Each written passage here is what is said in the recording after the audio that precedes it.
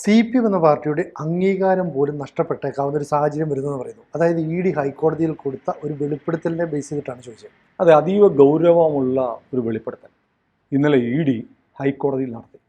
ED വന്നിട്ട് പറയല്ല, ED ഒരു സത്യവാങ്മൂലം കൊടുത്തു. സത്യവാങ്മൂലം എന്ന് പറഞ്ഞാൽ അറിയാമല്ലോ, ഏറ്റവും ആധികാരികമായ രേഖകൾ ആണ് കോടതി, അതിന് പിന്നെ മാറ്റാൻ പറ്റില്ല.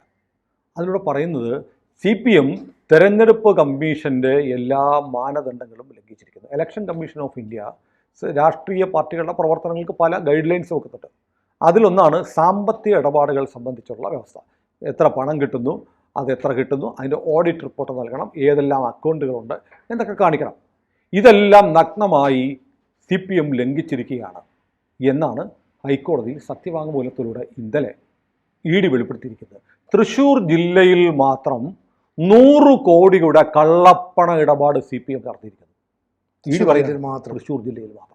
അപ്പോൾ കേരളത്തിൽ 14 ജില്ലയുണ്ട് CPM. അതെ, ഈ തൃശ്ശൂരേക്കാൾ എത്രയോ വലിയ ധനാഗമ ശേഷിയുള്ള ജില്ലയാണ് എറണാകുളം. അങ്ങനെ എറണാകുളത്ത് ഈ പറയുന്ന പോലെ കള്ളപ്പണ ഇടപാടുകൾ CPM നടത്തിയിട്ടുണ്ടെങ്കിൽ തൃശ്ശൂര് 100-ന് പകരം എറണാകുളത്ത് എത്രയായിരിക്കും? അതെ. അങ്ങനെ ഓരോ ജില്ലകളിലും, എല്ലാ ജില്ലകളിലും 14 ജില്ലകളിലും 100 കോടി രൂപ വീതം കള്ളപ്പണ ഇടപാട് നടത്തി എന്ന് പറഞ്ഞാൽ അത് തന്നെ 1400 കോടി രൂപയാണ്.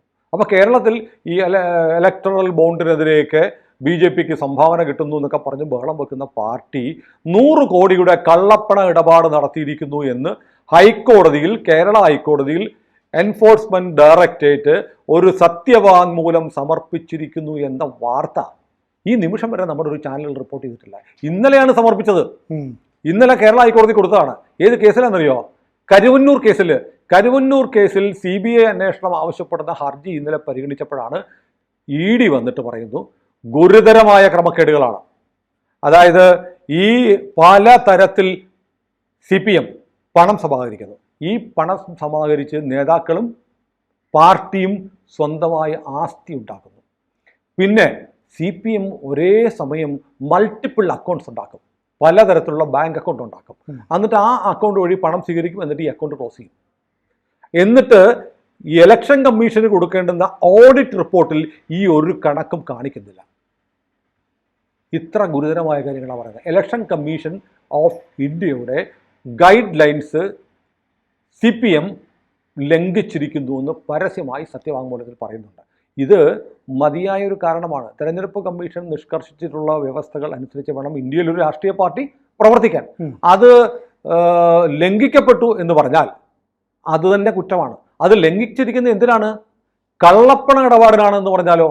അപ്പൊ കേരളം ഭരിക്കുന്ന പാർട്ടിയുടെ ജില്ലാ ഘടകം 100 കോടിയുടെ കള്ളപ്പണ ഇടപാട് തൃശ്ശൂരിൽ മാത്രം നടത്തിയിരിക്കുന്നു എന്ന് പറയുമ്പോൾ എത്ര വലിയ ഗുരുതരമായ ആരോപണമാണ്. ഇന്ന് സത്യത്തിൽ പത്രങ്ങളുടെ പ്രധാന വാർത്തയാവേണ്ടതാണ്, ചാനലുകളിലെ ഏറ്റവും വലിയ ഹെഡ്ലൈൻസ് ആയി പോവേണ്ടതാണ് ഈ വാർത്ത. അപ്പോൾ ഒരുപക്ഷെ ഇതിൻ്റെ തുടർച്ചയായ നിലയിൽ ആരെങ്കിലും ഇലക്ഷൻ കമ്മീഷനെ സമീപിച്ചാൽ CPM ചിലപ്പോൾ വിവരം അറിയും. അപ്പോൾ നമുക്ക് നോക്കേണ്ട ഒരു കാര്യമുണ്ട്, എങ്ങനെയാണ് ഈ CPMൻ്റെ ഈ കള്ളപ്പണ ഇടപാടിനെ സംബന്ധിച്ചുള്ള പ്രധാനപ്പെട്ട കാര്യം. ഇപ്പം കുറേ ആയിട്ട് CPM ബക്കറ്റ് പിരിവ് നടത്താറില്ല, അല്ലേ? ഇല്ല. പണ്ടൊക്കെ ബക്കറ്റ് പിരിവായിരുന്നു. ബക്കറ്റ് പിരിവ് ഒരു ദിവസം കൊണ്ട് കേരളം മുഴുവൻ അവർ ബക്കറ്റ് പിരിക്കും. എന്നിട്ട് വൈകുന്നേരം ആകുമ്പോൾ സംസ്ഥാന സെക്രട്ടറി പറയും ഞങ്ങൾ ഇന്ന് ഒറ്റ ദിവസത്തെ ബക്കറ്റ് പിരിവിൽ 100 കോടി സമാഹരിച്ചു എന്ന് പറഞ്ഞാൽ പണം എങ്ങനെ വന്നു? ബക്കറ്റിലൂടെ വന്നു. എത്ര കിട്ടി എന്ന് ആര് പറയുന്നു? CPMൻ്റെ സംസ്ഥാന സെക്രട്ടറി പറയുന്നു. അത് കേരളത്തിൽ എത്ര ബക്കറ്റിലൂടെ എത്ര രൂപ പിരിച്ചെടുത്തു എന്നുള്ള കണക്ക് പറയാൻ ആർക്ക് മാത്രമേ പറ്റുള്ളൂ? CPMന് മാത്രമേ പറ്റുള്ളൂ. ഒരു 1 കോടി രൂപ കിട്ടിയിട്ട് 100 കിട്ടിയെന്ന് പറഞ്ഞാലോ? അപ്പോൾ 98 കോടി കള്ളപ്പണം വൈറ്റായി. ഇതിനു വേണ്ടിയിട്ടാണോ CPM നിരന്തരമായി ബക്കറ്റ് പിരിവുകൾ നടത്തിയിരുന്നത് എന്നുള്ള ആക്ഷേപം പണ്ട് മുതലേ ഉണ്ട്. കാരണം ശരിയല്ലേ, ചോദിക്കുമ്പോൾ സോഴ്സ് പറയാം, ഞങ്ങൾ കേരളം മുഴുവൻ ബക്കറ്റ് പിരിവ് നടത്തി. ഇപ്പോൾ ക്യൂബൻ പിരിവ് നടത്തി, ക്യൂബൻ ജനതയെ സഹായിക്കാൻ വേണ്ടി പിരിവ് നടത്തിയിട്ടുണ്ട്. എനിക്ക് മനസ്സിലായിട്ടില്ല, ക്യൂബൻ ജനതയെ സഹായിക്കാൻ വേണ്ടി CPM ഇവിടെ പിരിച്ചാൽ ഈ പൈസ എങ്ങനെ ക്യൂബെ കൊടുക്കും? കെട്ടി കൈതോലപ്പായൽ കെട്ടി ക്യൂബെ കൊണ്ടുപോകാൻ പറ്റുമോ? ഇല്ല. 2 രാജ്യങ്ങൾ തമ്മിലുള്ള ഇടപാട് ഗവൺമെന്റ് ഓഫ് ഇന്ത്യ വഴിയെ നടത്താൻ പറ്റുള്ളൂ. ഗവൺമെന്റ് ഓഫ് ഇന്ത്യ സമ്മതിച്ചാലേ നടത്താൻ പറ്റുള്ളൂ. ഇത് ഇവർ പിരിച്ചു കഴിഞ്ഞിട്ട് ഇന്ത്യ ഗവൺമെന്റ് കൊടുക്കണ്ടെന്ന് പറഞ്ഞാൽ ഈ കാശ് തിരിച്ചു കൊടുക്കുമോ? അത് അനുമതി മേടിച്ചിട്ടാണോ ക്യൂബൻ ഫണ്ട് പിരിക്കാൻ തീരുമാനിച്ചിരിക്കുന്നത്? അല്ല. അപ്പോൾ ഇതൊക്കെ ഓരോ തരത്തിലുള്ള ഈ ബക്കറ്റ് പിരിവ്, പാർട്ടി ഫണ്ട്, ഇലക്ഷൻ ഫണ്ട് എന്നൊക്കെ പറഞ്ഞ് EDയുടെ റിപ്പോർട്ടിൽ പറയുന്നതാണ്. ഓരോ ഫണ്ടുകൾ എന്ന് പറഞ്ഞ് പിരിക്കും. ഈ ഫണ്ടുകൾ പിരിക്കാൻ വേണ്ടിയിട്ട് മാത്രം അതിടാൻ വേണ്ടിയിട്ട് ഒരു അക്കൗണ്ട് ഉണ്ടാക്കും.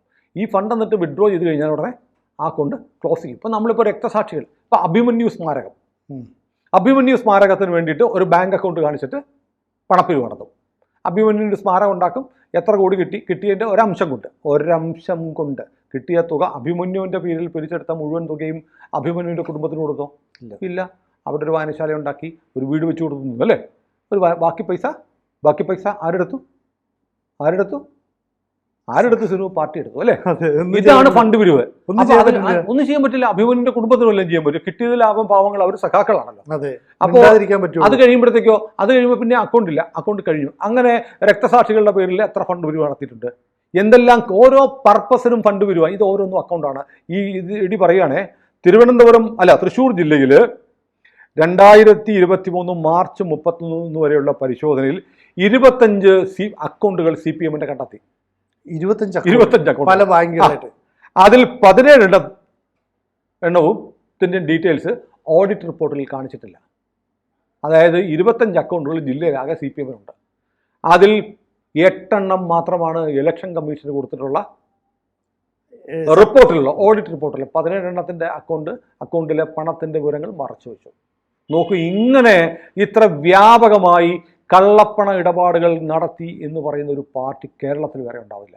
എനിക്കറിയില്ല എന്തുകൊണ്ടാണ് നമ്മുടെ മാധ്യമങ്ങൾ ഇത് മറച്ചു വെച്ചിരിക്കുന്നത്. സത്യത്തിൽ ഷോക്കിംഗ്. ഇന്ന് വലിയ നിങ്ങൾ ഈ കൊടകര കുഴൽപ്പണം 400 കോടി എന്നുള്ള ഫിഗർ ആര് പറയുന്നത് അറിയത്തില്ല. ആകെ ഉള്ളത് 2.5-3 കോടി രൂപയുടെ ഹൈവേ റോബറിയുടെ ഭാഗമായി പിടിച്ചുകൊണ്ട് പോയതാണ് കേസെന്ന് പറയുന്നത്.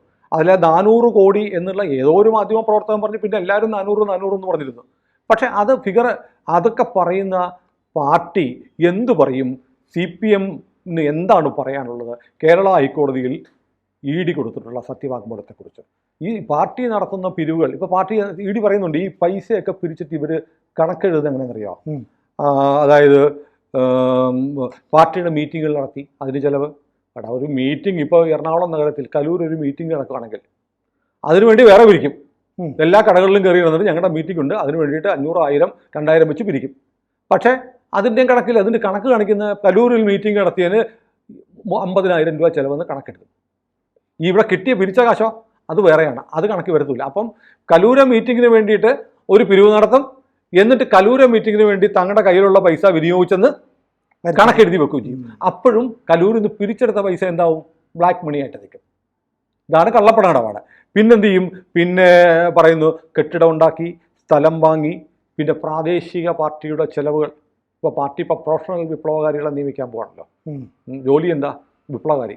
അവരുടെ ജോലി വിപ്ലവകാരിയാണ്. വിപ്ലവം നടത്താൻ വേണ്ടിയിട്ടാണ് വിപ്ലവകാരിയാണെന്ന് പറയുന്ന പോലെ ശമ്പളം കൊടുക്കുന്നത്. ഇപ്പോൾ തന്നെ ലോക്കൽ കമ്മിറ്റി സെക്രട്ടറിമാർക്കൊക്കെ ഉണ്ട്, ചെറിയ തുക ശമ്പളമുണ്ട്. അതല്ലാതെ ഫുൾ ടൈം വിപ്ലവകാരികളെ നിയമിക്കാൻ പോകണം. അപ്പോൾ ഇതിങ്ങനെയാണ് കാര്യങ്ങൾ നീങ്ങുന്നത്. ഇങ്ങനെയാണ് ഈ കാര്യങ്ങൾ കണക്കെഴുതി വെക്കുന്നതെന്നും ഇതൊന്നും യാഥാർത്ഥ്യവുമായി ഒരു ബന്ധവുമില്ല എന്നാണ് ED പറയുന്നത്. അപ്പോൾ കരുവന്നൂർ കേസ് നമ്മൾ ഉദ്ദേശിച്ച പോലെ തീരുകയല്ല. കരുവന്നൂർ കേസ് വല്ലാതെ സങ്കീർണമാവുകയാണ്. കഴിഞ്ഞ ദിവസം K. രാധാകൃഷ്ണനെ MP ചോദ്യം ചെയ്യാൻ ED വിളിച്ചിരുന്നു. വീണ്ടും വരണമെന്ന് പറഞ്ഞിരിക്കുകയാണ്. CPMൻ്റെ വർഗീസ് ഉൾപ്പെടെയുള്ള തൃശ്ശൂർ ജില്ലയിലെ ഭാരവാഹികളുടെ സ്വത്തുക്കളൊക്കെ മരവിപ്പിച്ചിട്ടുണ്ട്. അപ്പോൾ ഈ കള്ളപ്പണ ഇടപാട്, 100 കോടിയുടെ കള്ളപ്പണ ഇടപാട് തൃശ്ശൂർ ജില്ലാ കമ്മിറ്റി നടത്തിയെന്ന് ഹൈക്കോടതിയിൽ അറിയിച്ച സ്ഥിതിക്ക് തൃശ്ശൂർ CPM നേതാക്കൾ കൂടുതൽ കുരുക്കിലാവുകയാണ്. പിന്നെ അതുമായി ബന്ധപ്പെട്ട് സംസ്ഥാന കമ്മിറ്റിയിലുള്ള P. ബിജു ഉൾപ്പെടെയുള്ള ആളുകളുടെ, K. രാധാകൃഷ്ണൻ ഉൾപ്പെടെയുള്ള ആളുകളുടെ പേരുകളും പല ഘട്ടത്തിലായിട്ട് പുറത്തു വന്നിട്ടുണ്ട്. അപ്പോൾ ഇതിനകത്ത് പറഞ്ഞു എങ്ങനെ ഈ പൈസ ഉണ്ടാക്കിയെന്ന് പറഞ്ഞാൽ പൈസ കിട്ടുന്നത് പിരിവുണ്ട്. പിന്നെ ഈ ആളുകൾക്ക് അനധികൃതമായി ലോൺ കൊടുക്കുമല്ലോ. കരൂരിന് ലോൺ കൊടുക്കുന്നതിന് ഇപ്പോൾ അർഹതയില്ലാത്ത ഒരാൾക്ക് വലിയ തുകയുടെ ലോൺ കൊടുക്കും. 10 ലക്ഷം 25 ലക്ഷമൊക്കെ ലോൺ കൊടുത്തിട്ട് പാർട്ടി അതിന് കമ്മീഷൻ മേടിക്കും. അങ്ങനത്തെ കമ്മീഷൻ, കളക്ഷൻ ഏജൻറ്റുമാർ വഴിയുള്ള കമ്മീഷൻ ഏർപ്പാട്, ഇതൊക്കെ നടത്തി എന്നൊക്കെ പറഞ്ഞ് വളരെ ഡീറ്റെയിൽ ആയിട്ടുള്ള, വളരെ വിശദമായിട്ടുള്ള ഒരു സത്യവാങ്മൂലമാണ് ED ഹൈക്കോടതി കൊടുത്തിരിക്കുന്നത്. ഏതായാലും കരുവന്നൂർ കേസിലെ കുറ്റക്കാരെ വെറുതെ വിടില്ല എന്ന് പറഞ്ഞൊരാൾ കേരളത്തിലുണ്ട്. അയാളിപ്പോൾ കേന്ദ്രമന്ത്രിയാണ്. സുരേഷ് ഗോപി എന്നാണ് പേര്.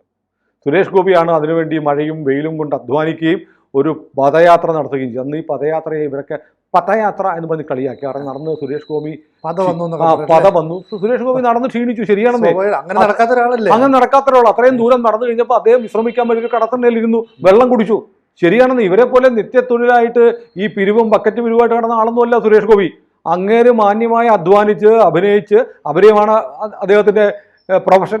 ആ പ്രൊഫഷനിൽ പണിയെടുത്ത് പണമുണ്ടാക്കി ആ പണത്തിൻ്റെ നല്ലൊരു ഭാഗം നാട്ടിലെ ജനങ്ങൾക്ക്, കഷ്ടപ്പെടുന്ന ആളുകൾക്ക്, രാഷ്ട്രീയത്തിൽ വരുന്നതിന് മുമ്പ് തന്നെ അല്ലേ, എൻമകജ വില്ലേജിലെ എൻഡോസൾഫാൻ ബാധിതർക്കൊക്കെ അന്ന് രാഷ്ട്രീയത്തിൽ ഒക്കെ വരുന്നതിന് മുമ്പ് എത്രയോ സഹായം ചെയ്ത ആളാണ്. കോവിഡ് കാലത്ത് മിമിക്രി ആർട്ടിസ്റ്റ് അതൊക്കെ രാഷ്ട്രീയത്തിൽ വന്നതിന് ശേഷമാണ്.